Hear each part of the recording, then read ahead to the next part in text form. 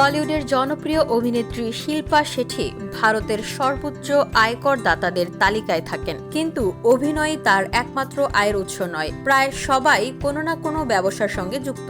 ছবি প্রযোজনা ছাড়াও কেউ খোলেন রেস্তোরাঁ, আবার কেউ পোশাক কিংবা প্রসাধনী সংস্থা। এক একজন তারকার এক এক রকম ব্যবসা।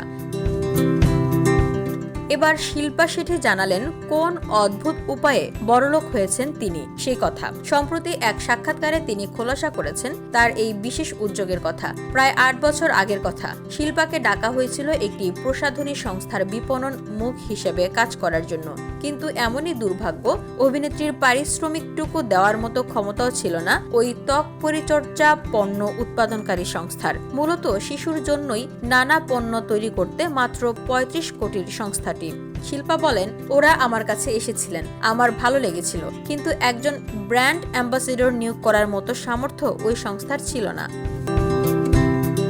তখন আমি ওদের প্রস্তাব দেই অংশীদার হওয়ার। অভিনেত্রী বলেন, বিনিয়োগ করেই তিনি বিত্তবান হয়ে উঠেছেন। গত ৮ বছরে ওই সংস্থা ইউনিকর্ন হিসেবে আত্মপ্রকাশ করেছে। ২০২৩ সালে আইপিওতে নাম তোলে ওই সংস্থা। তাদের তরফে জানানো হয়, ২০১৮ সালে শিল্পা মাত্র ৬.৭ কোটি টাকা বিনিয়োগ করে ঘরে তুলেছিলেন ১৬ লাখ শেয়ার। ২০২৩ সালে শিল্পার সেই বিনিয়োগ মূল্য গিয়ে দাঁড়ায় ৩৯ কোটি টাকায়। সে বছর শিল্পা ওই সংস্থার ১৩.৯৩ লাখ শেয়ার বিক্রি করে দেন। তাতে তার লাভ হয় প্রায় ৪৫ কোটি ১৩ লাখ টাকা। একটি সূত্র জানায়, ২০২৫ সালের ১৭ এপ্রিল ওই সংস্থাটির শেয়ারের বাজার মূল্য ২৩৬ টাকা।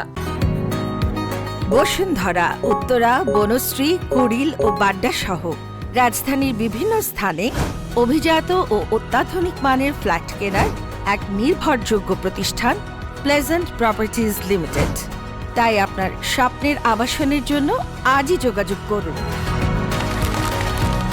Pleasant Properties Limited, where destiny matches eventually.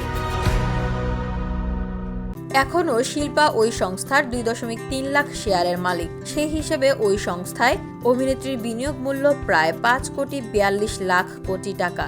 Shilpa বলেন, এমন কোন সংস্থার বিপণন মুখ হতে চান না যা তার ভাবনা চিন্তার বিপক্ষে যায়। যেমন কোনো মিষ্টি পানীয় কিংবা পান মশলার বিজ্ঞাপন তিনি কোনোদিন করবেন না। তিনি বলেন, এ ধরনের সংস্থাগুলো এত টাকার প্রলোভন দেখায় যে কখনো মনে হয় সত্যি এত টাকা ছাড়া যায় না, কিন্তু কোনোভাবেই নিজের সততার সঙ্গে আপোষ করা যায় না। আমি সব সময় নিজের মূল্যবোধটুকু আঁকড়ে ধরে রাখতে চাই।